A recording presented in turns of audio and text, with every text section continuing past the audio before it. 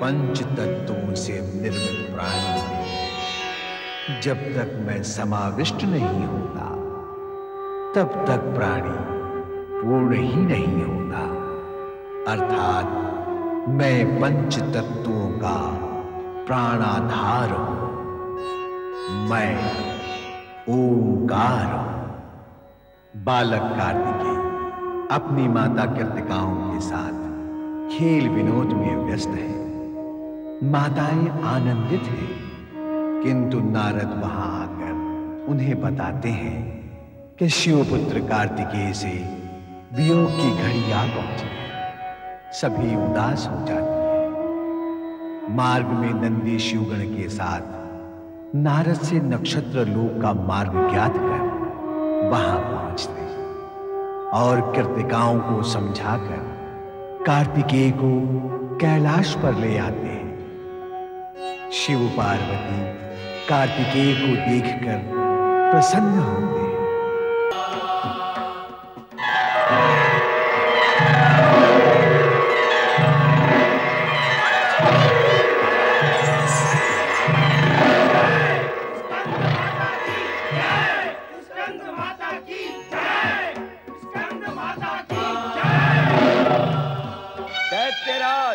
महाबली तारकासुर की जय हो। जय हो। असुर सम्राट महाबली तारकासुर की जय हो। जय हो। सेनापति प्रलंबासुर, तुम स्वयं तो लंबासुर हो ही, फिर तुम्हारा मुख लंबा क्यों हो गया? क्षमा करें महाबली, दुर्भाग्य हम सबके सिर पर मंडरा रहा है। लगता है अब तो धरती पर सभी के लंबा होने का समय आ गया है। सेनापति, तुम हमारे सेनापति होकर शत्रु की भाषा बोल रहे हो। शत्रु की भाषा मैं क्यों बोलने लगा महाबली?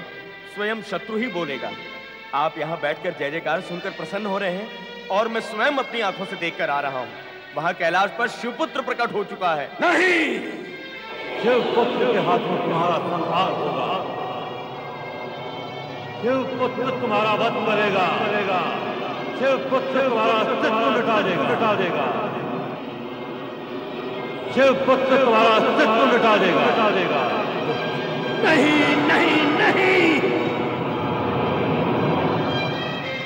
शिवपुत्र के हाथों हमारा संहार नहीं होगा। शिवपुत्र का संहार हमारे हाथों होगा। हमारे हाथों। शिवपुत्र का वध हमारे हाथों होगा। सेनापति, आज्ञा करे महाबली। कैलाश पर आक्रमण करने की तैयारी करो। नारायण नारायण। कैलाश पर आक्रमण करने की भूल कदापि न करना दैत्यराज, अन्यथा तुम्हारे वंश का सर्वनाश हो जाएगा।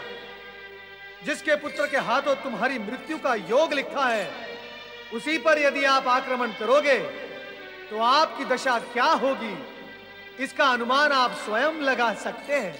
अनुमान लगाने जैसा घटिया काम तुम करो नारद। हम तो परिणाम तक पहुंचने के लिए निर्णय लेते हैं। नारायण नारायण। दैत्यराज, कभी कभी आप भी घटिया काम कर ही लिया करो, ताकि आयु बढ़ने के कष्ट से बचे रहोगे, है ना? नारद, तुम हमारे शत्रु और देवताओं के मित्र हो। महाबली तारकासुर, जिस दिन आप देवता बन जाओगे उसी दिन मैं आपका मित्र बन जाऊंगा। पर मैं ये जानता हूं कि वो दिन कभी नहीं आएगा। नारायण नारायण। कौन सा दिन? वही दिन जिस दिन आप ये समझोगे कि आक्रमण करने से रक्षा नहीं, विनाश ही विनाश होता है। नारद, तुम्हें शब्दों का जाल बुनना आता है, परंतु हमें शब्दों को समझने के लिए अपनी बुद्धि पर बल देना पड़ता है। नारायण नारायण। दैत्यराज, बल डाले नहीं, उन्हें निकाले। क्या कहते हो नारद? मैं सत्य ही कह रहा हूं। कभी कभी प्राणी की बुद्धि पर बल पड़ जाते हैं, उन्हें समय पर न निकाले जाएं तो जीवन बलहीन हो जाता है। दैत्यराज, शिवजी महाशक्ति के मूल केंद्र हैं। उनसे टकराने का एक ही अर्थ होता है, स्वयं का विनाश। तो फिर मैं क्या करूं? शिवपुत्र द्वारा मेरा वध होगा तो मैं कहां जाऊं? इससे तो अच्छा है कि मैं ब्रह्मा जी की चेतावनी न मानकर पुनः स्वर्ग पर आक्रमण कर दूं। नारायण नारायण। दैत्यराज, आपने अपने आप से शत्रुता करने की शपथ ली है क्या? मेरे बार बार मना करने पर भी आप मृत्यु को आह्वान करते ही रहते हैं। करो स्वर्ग पर आक्रमण और देख लो परिणाम। विनाश काले विपरीत बुद्धि।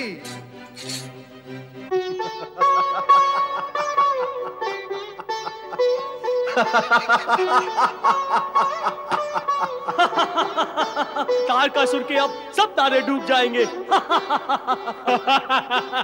तारकासुर का अंत समय अब समीप आ गया है। हाँ, नंदी कुमार कार्तिकेय को लेकर कैलाश लौट आए हैं। माता पार्वती ने कुमार कार्तिकेय को स्कंद माता का रूप भी दिखा दिया है। अब तारकासुर का वध निश्चित है और हमारी चिंताओं का भी अंत वही समझो। तो अब तारकासुर से सदा सदा के लिए हमें मुक्ति मिल जाएगी। हाँ, तत्पश्चात हमें स्वर्ग लोक से भागकर इधर उधर भटकना नहीं पड़ेगा।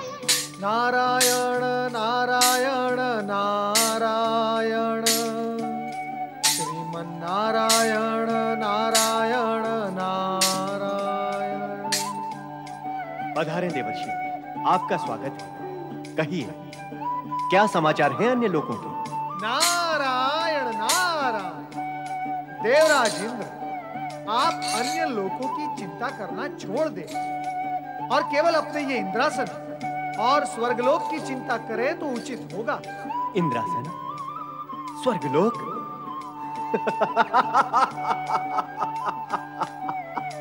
देवर्षि, अब हमें इस इंद्रलोक और इंद्रासन की चिंता करने की क्या आवश्यकता है? कुमार कार्तिकेय कैलाश आ चुके हैं। तारकासुर की कुछ सांसें शेष बची हैं, शीघ्र ही वो भी समाप्त हो जाएंगी। तत्पश्चात हमें चिंता करने की क्या आवश्यकता है? नारायण नारायण। यही सारी गड़बड़ होती है। वो कैसे देवर्षि? देवराज, हम नीति और नियम को स्वार्थ के नीचे रख देते हैं। जब ऐसा होता है हमें कष्ट होता है, और जब हम नीति और नियम को स्वार्थ के ऊपर रखते हैं तो कष्ट हमसे दूर भागने लगता है। आपका अभिप्राय क्या है? मेरा अभिप्राय वही है जो आपका नहीं है। देवराज, कुमार कार्तिकेय के कैलाश पर आने से आप सभी देवगण प्रसन्न हैं? क्यों क्यों प्रसन्न हैं आप? आप सब कुछ जानते हुए भी इतने अज्ञानी क्यों बन रहे हैं देवर्षि? क्या आपको ज्ञात नहीं है कि शिवपुत्र द्वारा ही तारकासुर का वध होगा? देवराज, कुमार कार्तिकेय को तारकासुर तक कौन ले जाएगा? कौन कहेगा कुमार कार्तिकेय से कि वे तारकासुर का वध करें? क्या शत्रुता है उनकी तारकासुर से? क्यों करेंगे वे तारकासुर का वध देवराज, क्यों?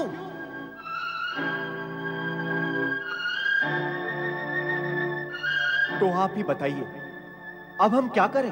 नारायण नारायण। अब आप ही बताएं देवगुरु कि देवराज को क्या करना होगा। नहीं देवऋषि, गूढ़ रहस्य व गूढ़ सत्य तो आप ही जानते हैं। बताएं देवर्षि, क्या करना होगा हमें? आपको भगवान शिव के सम्मुख जाकर कुमार कार्तिकेय से प्रार्थना करनी होगी कि वे आपके देव सेना के सेनापति बने। देवऋषि ने सही मार्गदर्शन दिया है। देवराज को कैलाश जाकर नियम व नीति का पालन करना होगा। मैं श्री हरि विष्णु को लेकर कैलाश जाऊंगा। समय कम है और कार्य अधिक एवं विकट, इसीलिए अधिक समय व्यतीत करना उचित नहीं होगा, अन्यथा तारकासुर की शक्ति बढ़ती ही जाएगी और फिर जो भावी को स्वीकार होगा वही होगा। नारायण नारायण। देवर्षि, मैं आपका संकेत समझ गया। मैं यथाशीघ्र श्री हरि विष्णु के पास पहुंच रहा हूं।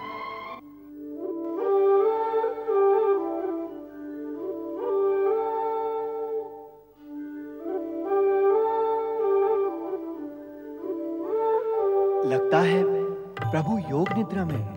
जग पालन करता श्री हरि विष्णु की जय हो। विष्णु प्रिया महादेवी लक्ष्मी की जय हो।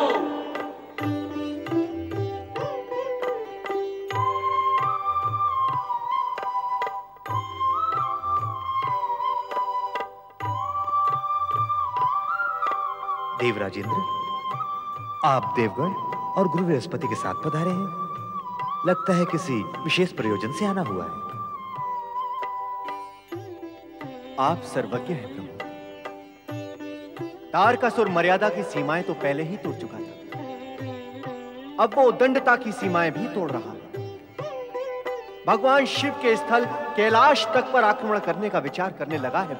अब तो ब्रह्मदेव की चेतावनी की अवहेलना कर वह पुनः स्वर्ग पर आक्रमण करने की तैयारियां कर रहा है। वो त्रिलोक विजयी होना चाहता है प्रभु, इसका कोई उपाय करें। आप सभी निश्चिंत हो जाएं। तारकासुर का अंत अब समीप है। आप सभी को विदित होगा कि शिव पुत्र कार्तिकेय कैलाश पर पहुंच चुका है। हाँ भगवान, कुमार कार्तिकेय कैलाश पर तो पहुंच गए, परंतु उन्हें तारकासुर के सम्मुख भी तो पहुंचाना होगा। इसके लिए कुमार कार्तिकेय को देवसेना का सेनापति बनाना होगा। क्या वे इस कार्य के लिए तैयार होंगे? इससे पूर्व शिव पार्वती की आज्ञा लेनी होगी। आप सभी कैलाश जाकर शिव पार्वती से प्रार्थना करें कि वे आपको अनुमति दे सकें, ताकि आप कार्तिकेय को सेनापति पद पर सुशोभित कर सकें। क्या भोलेनाथ और माता पार्वती हमारी प्रार्थना स्वीकार करेंगे? हमें अनुमति प्रदान करेंगे? ना करने का क्या कारण हो सकता है? कुमार कार्तिकेय अभी बालक है भगवान। माता पिता का पुत्र प्रेम मार्ग में बाधक भी तो हो सकता है। अवश्य हो सकता है, परंतु बाधा के अतिरिक्त महेश्वर उस सत्य से भी परिचित हैं जो भविष्य में घटित होने वाला है। प्रभु, आपसे विनम्र प्रार्थना है कि देवगढ़ के हित का विचार कर आप भी हमारे साथ कैलाश चलें। आपकी अति कृपा होगी। हम सब आपके नेतृत्व में ही कैलाश जाएंगे, तो सफलता की अधिक संभावना रहेगी। हम सभी देवगढ़ की यही इच्छा है श्री हरि। आप सभी की यही इच्छा है तो मैं सहज कैलाश चलने के लिए तैयार हूं। वर्षों पश्चात शिव पार्वती का अपने पुत्र से मिलन हुआ है। वे अपने पुत्र के प्रेम में निमग्न होंगे।